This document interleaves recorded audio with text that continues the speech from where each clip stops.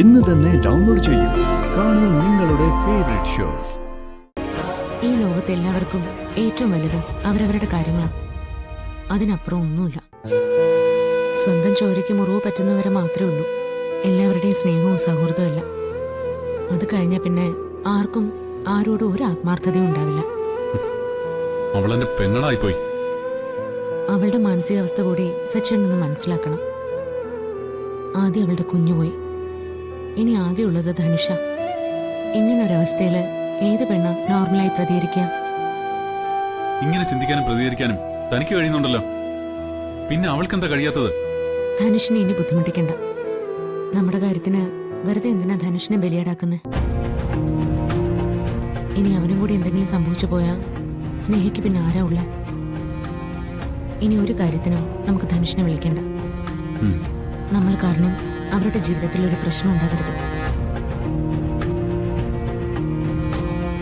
അന്വേഷിച്ചവര് ഇവിടേക്ക് കയറി വരുമെന്ന എന്റെ പേടി. എനിക്കും ആ പേടിയുണ്ട്. ആ ഗുണ്ടകൾ ഇവിടെ വന്ന് കയറി എന്തെങ്കിലും പ്രശ്നം ഉണ്ടാക്കിയ പിന്നെ അച്ഛൻ പോലും നമ്മുടെ കൂടെ നിൽക്കില്ല. എല്ലാവരും നമ്മളെ കുറ്റപ്പെടുത്തും. അതിനു മുമ്പ് എങ്ങനെയെങ്കിലും ഈ പ്രശ്നങ്ങളൊന്ന് അവസാനിപ്പിക്കണം. എങ്ങനെ അവസാനിപ്പിക്കാൻ? അനുപേട്ടനെ കിട്ടാതെ ഒരു കോംപ്രമൈസിനും അവർ തയ്യാറാവില്ലെന്നാ പറഞ്ഞത്. അത് നടക്കാത്ത കാര്യം. അതാ ചെങ്കൽ മധുവിന് മനസ്സിലായിട്ടുണ്ട്. അതുകൊണ്ട് അവൻ നമ്മുടെ പിന്നാലെ ഇനിയും വരും.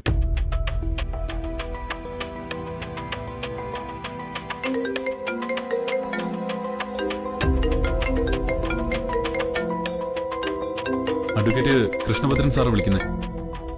എടുത്ത് സംസാരിക്കാം. സാർ എന്തെങ്കിലും ഒരു വഴി കണ്ടിട്ടുണ്ടോ? ഹലോ, നിങ്ങൾ രണ്ടുപേരും പെട്ടെന്ന് എൻ്റെ ഓഫീസിലേക്ക് വരണം. എന്താ സാർ കാര്യം? കോംപ്രമൈസിനുള്ള എന്തെങ്കിലും വഴി തെളിഞ്ഞോ? കോംപ്രമൈസ് ഒന്നും നടക്കില്ല. ഞാൻ അതിനുവേണ്ടി നന്നായി ശ്രമിച്ചു നോക്കി. നിങ്ങളോട് വേറൊരു കാര്യത്തിന് വരാൻ പറഞ്ഞത്. എന്താ സാർ? അനൂപിനെ ജാമ്യത്തിലിറക്കാനുള്ള ഒരു വഴി തെളിഞ്ഞിട്ടുണ്ട്. സത്യമാണോ സാർ? അനുപേട്ടനെ രക്ഷപ്പെടുത്താൻ നമുക്ക് സാധിക്കുമോ? ജാമ്യം കിട്ടാൻ ഒരു വഴി തെളിഞ്ഞിട്ടുണ്ട്. ബാക്കിയെല്ലാം നിങ്ങൾ വന്നിട്ട് നേരിട്ട് പറയാം. ഞാനിപ്പോ വരാം സാർ. സാർ എന്താ പറഞ്ഞേ? അനുപേട്ടന് ജാമ്യം കിട്ടും. ആ കാര്യം സംസാരിക്കാൻ എന്നോട് അങ്ങോട്ട് ചെല്ലാൻ പറഞ്ഞു. ഞാനും കൂടി വരാം. ഏയ് വേണ്ട, ഈ അവസ്ഥയില് താൻ എങ്ങോട്ടും യാത്ര ചെയ്യണ്ട. ഞാൻ പോയി വക്കീലിനോട് സംസാരിക്കാം. ഈ അവസ്ഥയില് താൻ ഇവിടുന്ന് ഇങ്ങോട്ട് പോകണ്ട. എനിക്കൊരു കുഴപ്പമില്ല. സച്ചേട്ടൻ ഒറ്റയ്ക്ക് പോയി ശരിയാവില്ല. ഞാനും കൂടി വരാം. എന്താ, എനിക്ക് ഒറ്റയ്ക്ക് വക്കീലിനോട് പോയി സംസാരിക്കാൻ കഴിവില്ലെന്നാണോ താൻ പറയുന്നത്? അതല്ല, സച്ചേട്ടൻ ഒറ്റയ്ക്ക് പോയ പിന്നെ എനിക്ക് സമാധാനത്തോടെ ഇവിടെ ഇരിക്കാൻ പറ്റില്ല. എവിടേക്കായാലും സച്ചേട്ടൻ്റെ ഒപ്പം ഞാനും ഉണ്ടാവും.